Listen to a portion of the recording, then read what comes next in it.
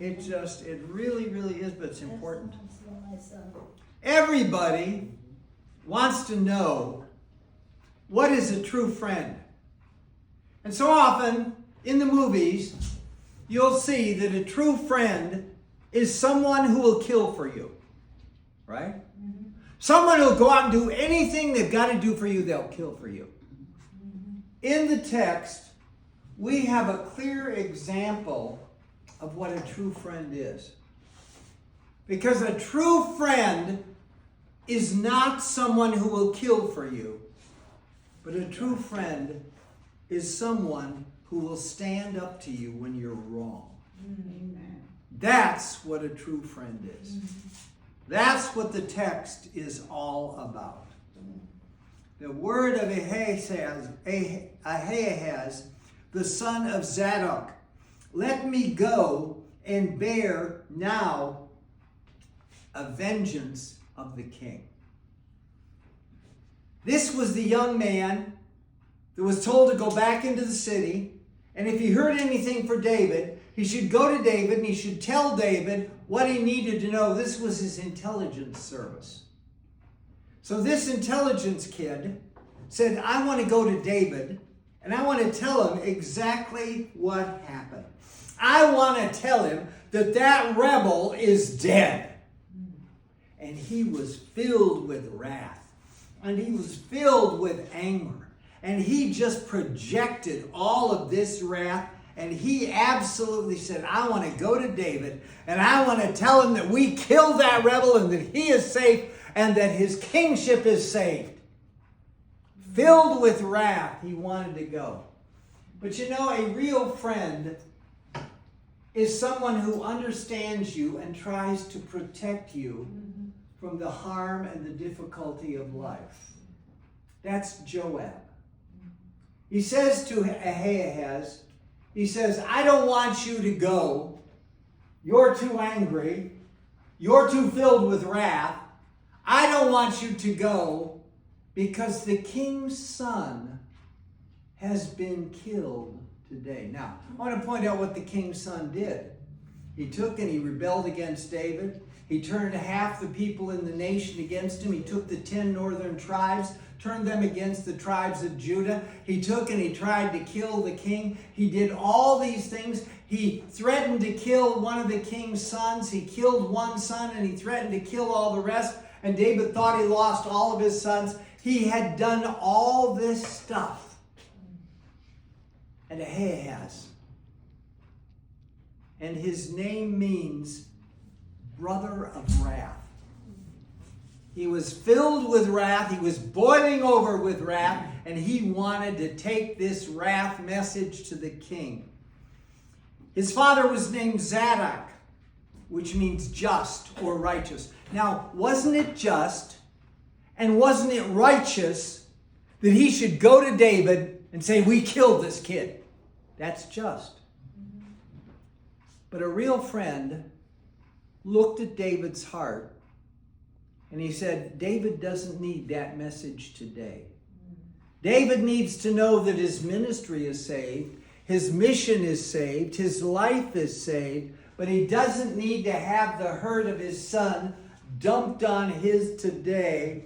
And so this man wanted to carry the message of wrath, the message of revenge, the message of anger. And Joab says, no, that message is not for today. That's not the message. Thou shalt not take this message today.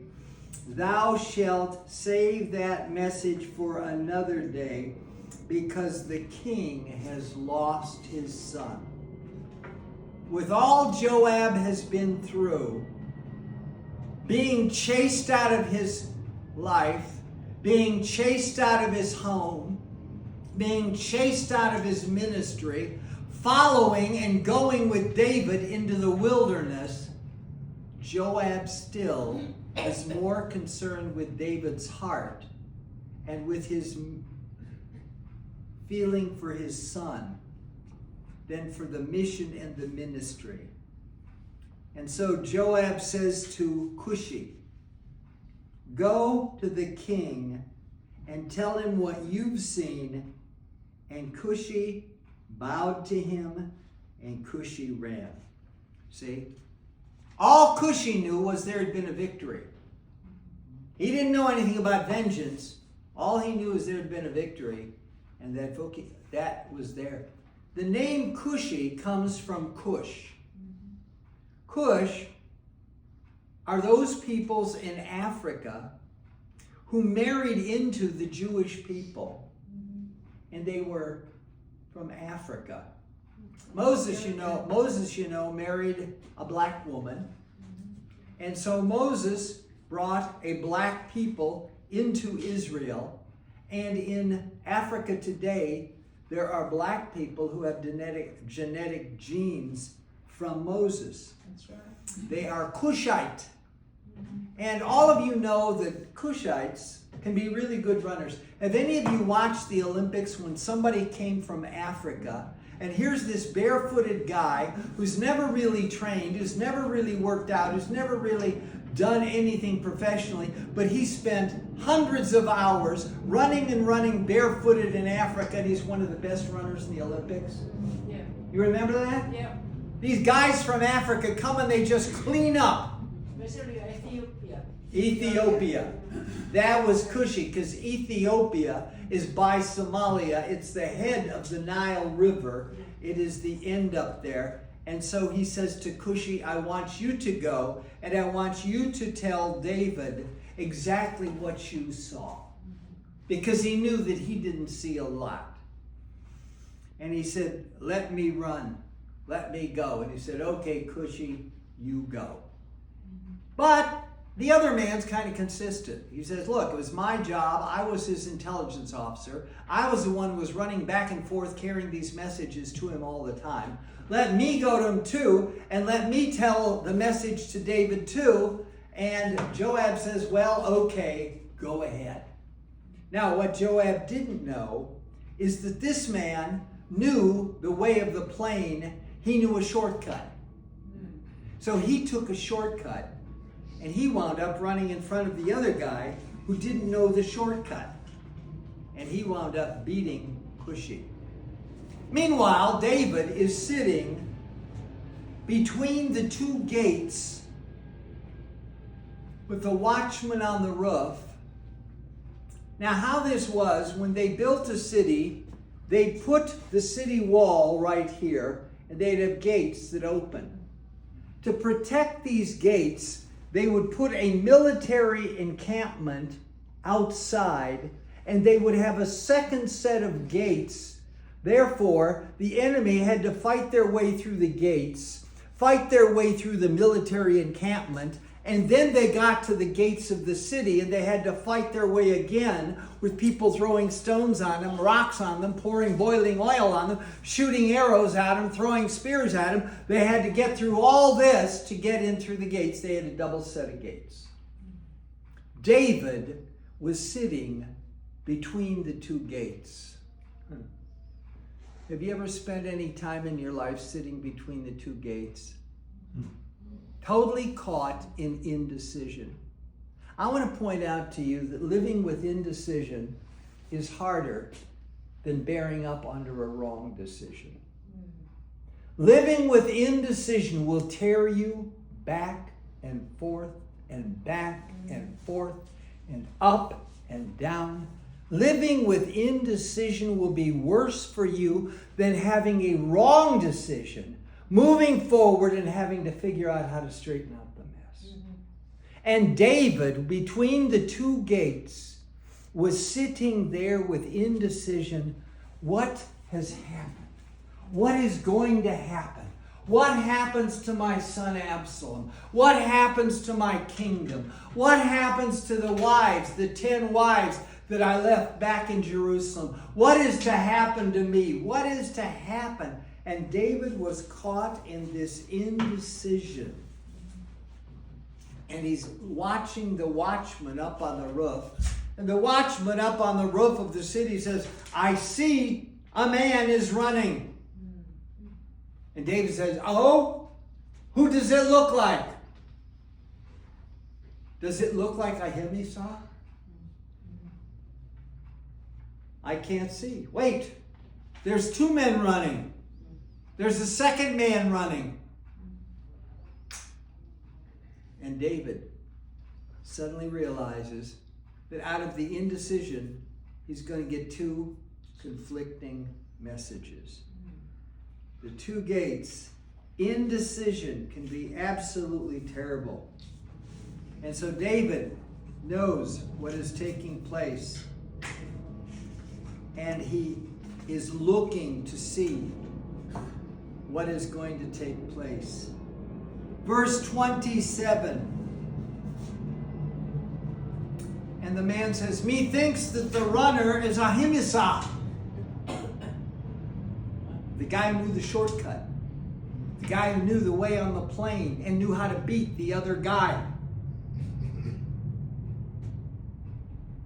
And David says, if it is him, then I will assume that all is well.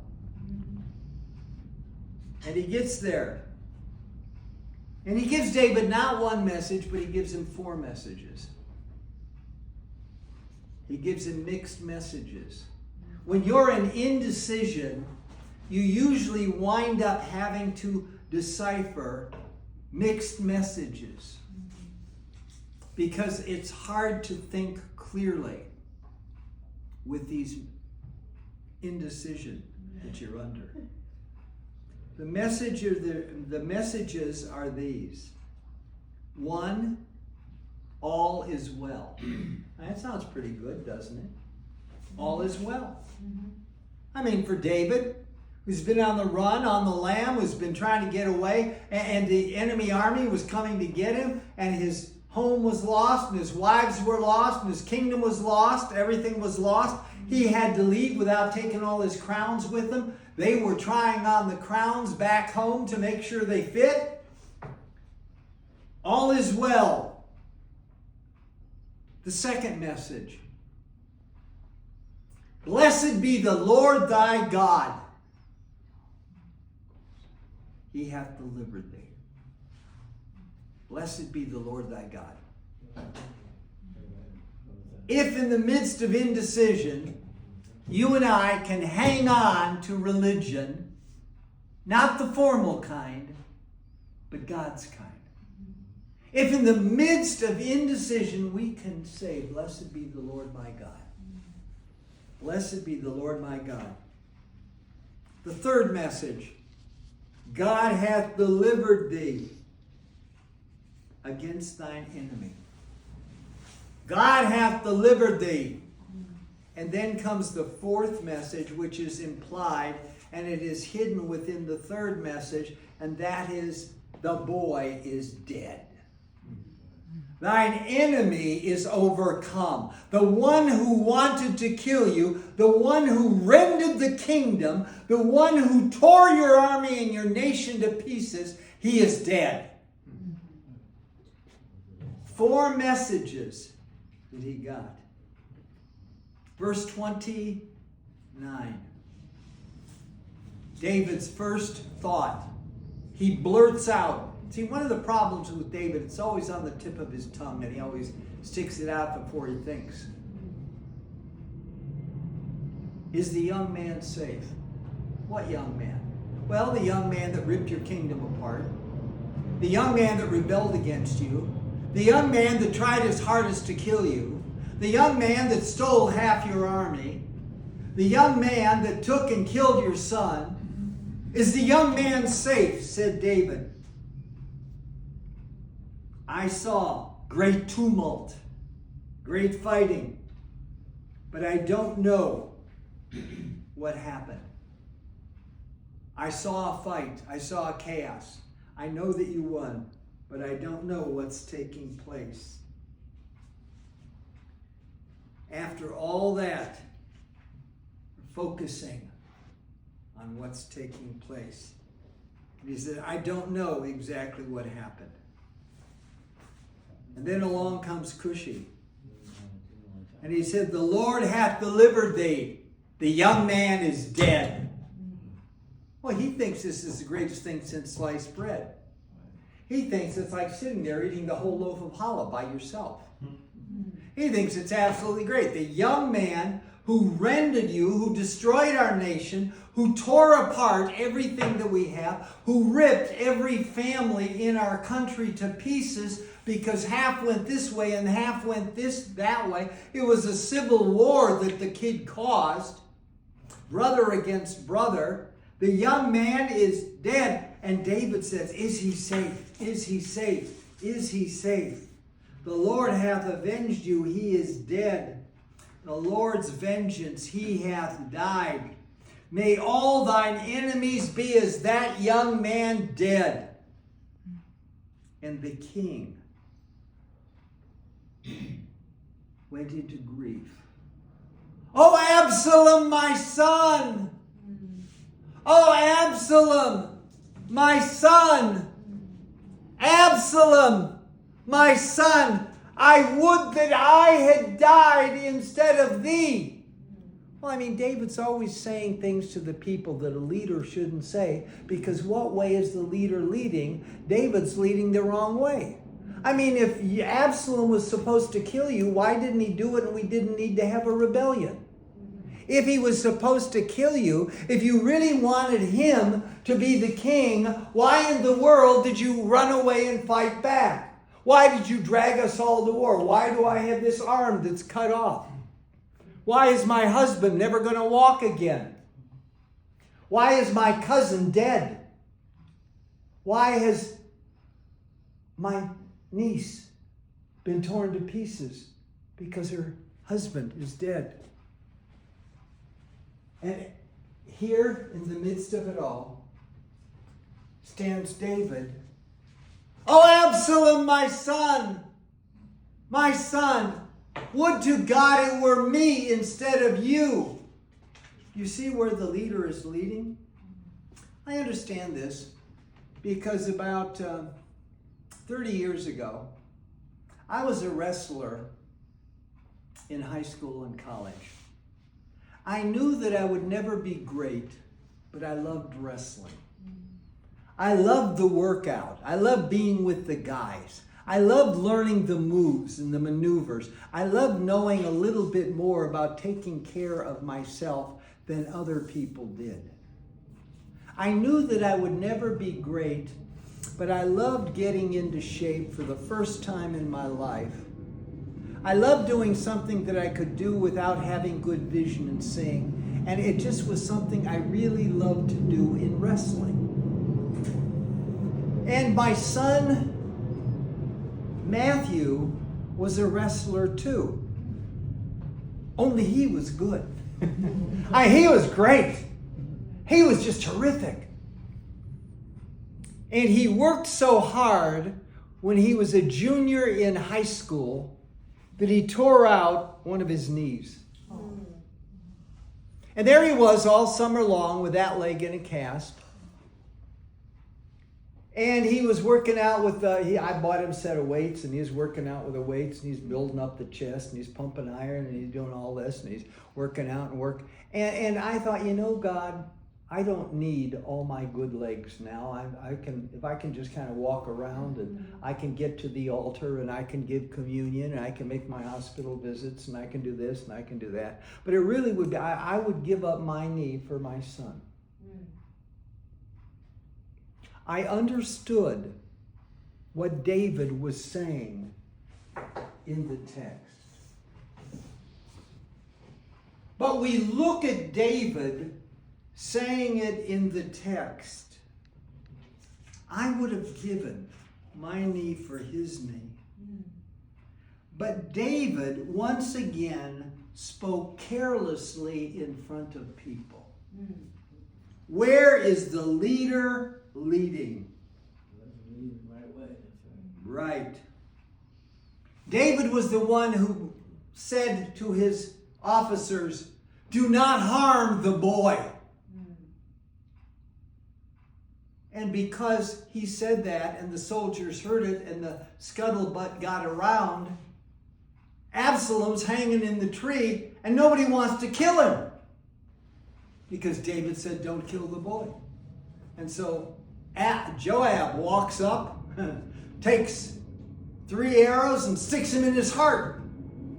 And then Joab's men come and cut him down from his hair, lay him on the ground, and hack him into pieces. Because they understood what the fight was about. They understood what rebellion had done to the nation.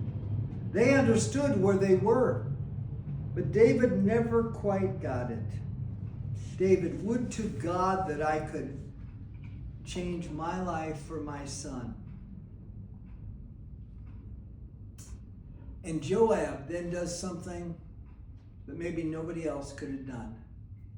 He goes to David and he tells him the truth. Do you realize how this sounds to the families who have lost sons over you? Do you realize how this sounds to families who have lost soldiers over you? Do you realize how this sounds to women who have lost husbands because of you? Do you realize how it sounds to people who have lost farms and villages and jobs over you? Do you realize how it sounds?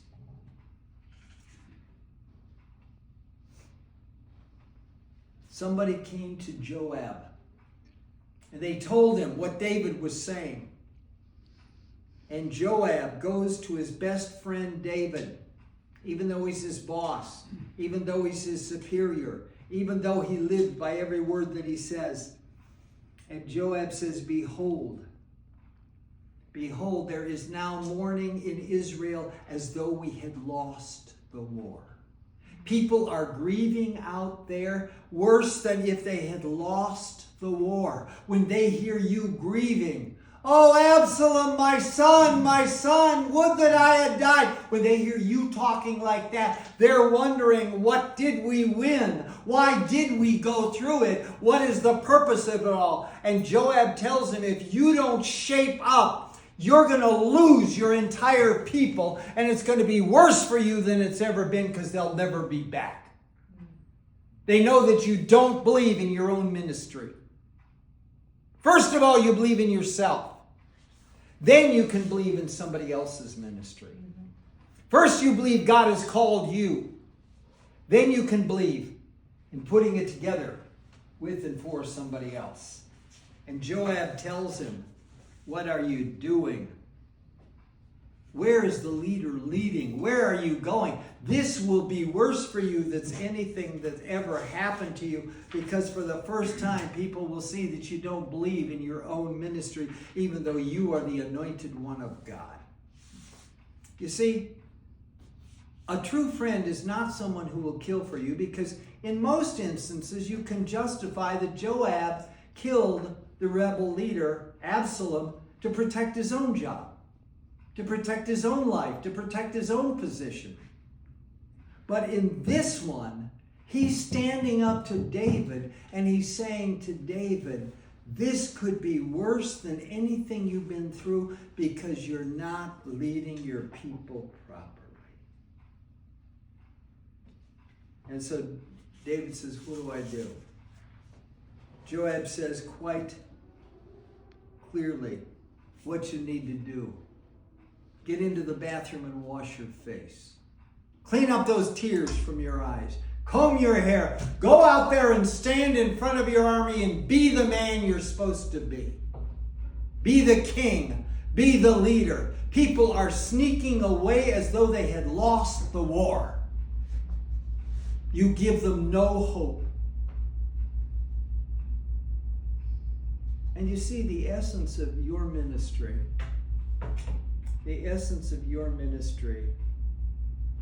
is to give people hope. Because Yeshua HaMashiach gives you hope. Phoebe, it was so beautiful what you shared. Yeah. Yes. Because there's a man who cursed you his whole life. Mm-hmm. We are told there are no atheists in foxholes. And when this man was in a foxhole for the last time in his life, and he knew he was going to face death, the Spirit of God had not abandoned him. Maybe something he heard in Vacation Bible School as a kid. Maybe something he heard in Sunday school as a child, maybe something he heard and laughed at as Billy Graham spoke to 40,000 people in New York City. Something that he had heard was awakened by you. And you said, receive Jesus into your heart. Ask for the power of the Holy Spirit and be born again. And you heard him say it. What a blessing. Because what we are called upon is to give hope to the hopeless. And this is where David would have failed, except for one good friend. Not the one that killed his enemy, but the one who reminded him to be himself in God. That's the ministry that we have. Will you rise for the Aaronic benediction?